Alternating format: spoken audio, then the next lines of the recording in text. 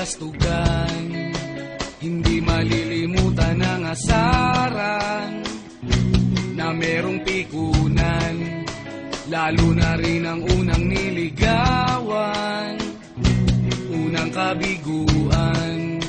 At dyan nasiseryoso ang usapan, ang pagdadamayan ng tunay at tapat na kaibigan.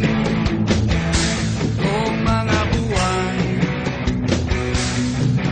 kaibigan, namang maaasahan.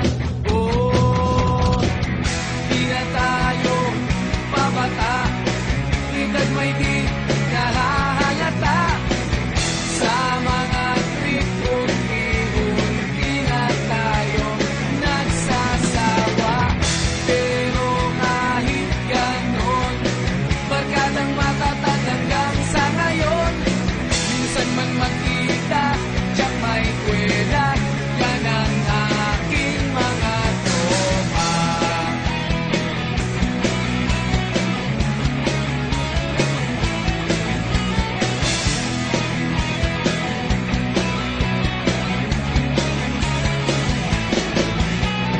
Inuman na pang magdamagan, minsan inaabot pa ng ayaan, na kung saan-saan, na para bang walang kinabukasan at kahantungan.